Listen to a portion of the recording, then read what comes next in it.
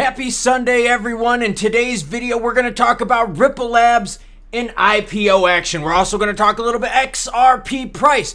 Crypto adoption is on the rise in this country, and a weird, creepy Web3 blockchain story that will make you consider what the hell is going on. And the whiteboard? More hopium, everyone. And when I come back from my trip, I think I'm going to change up the studio, freshen things up, give it a new look. Abdalek9465 says, reporting of crypto news needs to be evidence-based, not manufactured fake news to trap naive investors. Well said. I too noticed other influencers are being more balanced in this department. Thank you for being a leader. Yes, I bring the news both good and bad. Conrad Allwood hit us up with a super chat for the channel. Thank you much, sir. I greatly appreciate it. But the thanks goes to all of you viewers because that's why I do this. Dwayne Diesel says, XLM is diluting. They're selling to raise revenue because they don't make any. He's projected no interest or revenue possibilities as of yet. And even if they do, what does that mean if they dilute? Good point.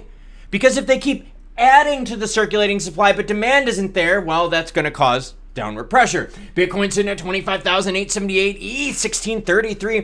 XRP we're going to talk about a lot today in the show, sitting at 50.4, up from the lows of the most recent correction. While XLM right now up 6.2% to 11.9, still under 12 cents though.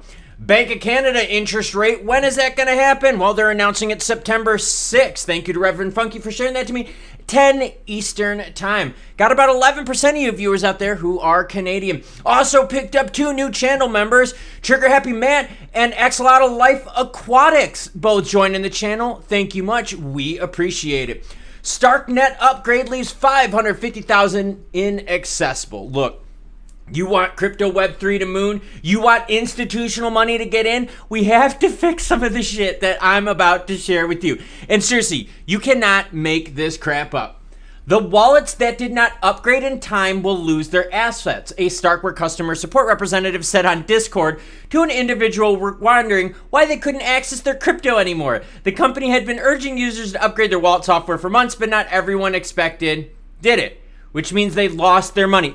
So if a bank has an upgrade in their software and, you don't do anything about it, should you lose your money? No, I mean, come on, what kind of crap is this? Here's the worst part.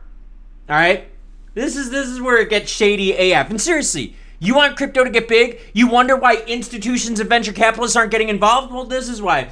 After a user backlash over a cumulative 500,000 in funds that were inaccessible to people that hadn't heard about the breaking change, Starkware re-enabled the ability for people to upgrade their wallets, leading to some to question, why was it even disabled in the first place if it could be re-enabled to prevent the loss of money?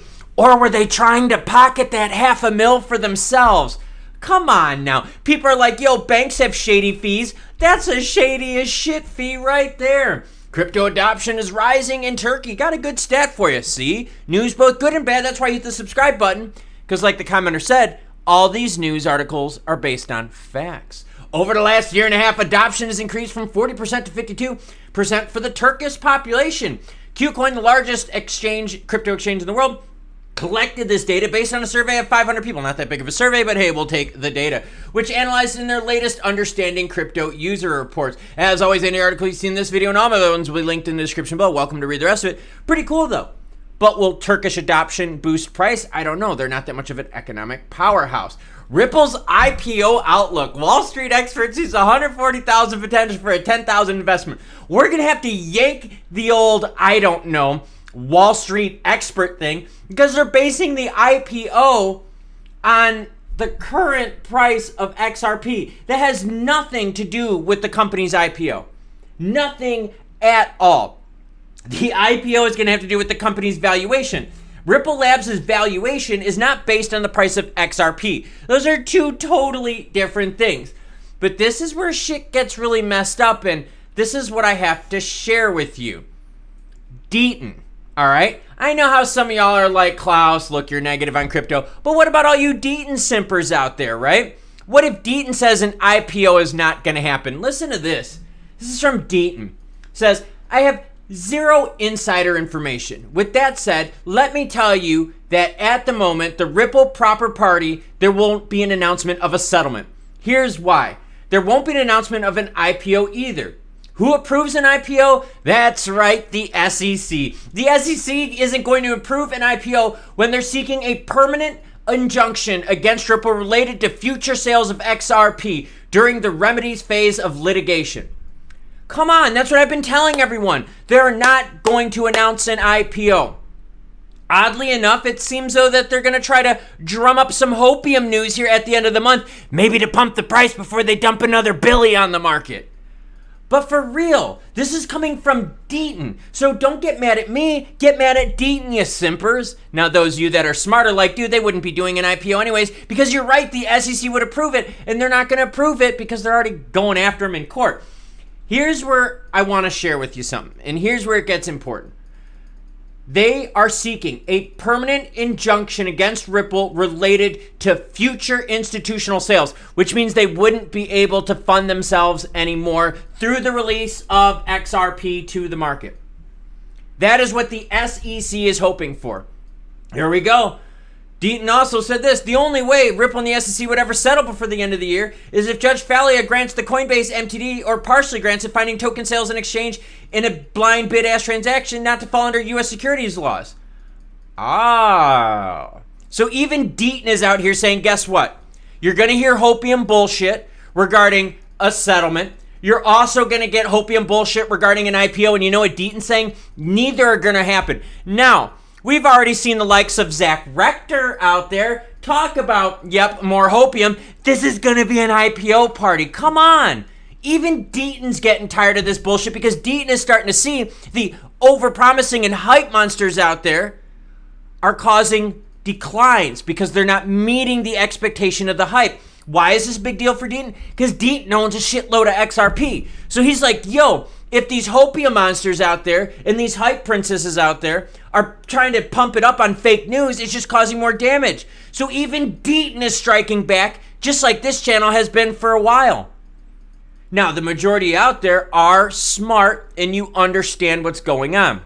But for those of you that are Deaton simpers and you're like, oh, Klaus, you're being negative. Are you going to say that now about Deaton? Because Deaton and I are saying the same thing. He just made it public, though, yesterday, where I've been saying this for a while. XRP price action. All right, here's the deal.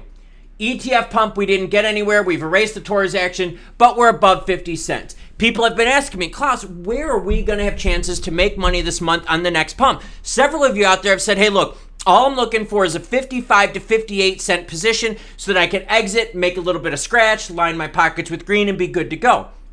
CPI data would be one of those events. The other one would be, yes, the party, because I guarantee you, you're going to see channels out there pump up. They're going to release an IPO. No, that's not how that works. Like, they would have to file for it, and it takes time. And as you've seen, the SEC has been delaying everything that goes across their desk, so no, that's not going to happen. So price-wise, what are we looking at?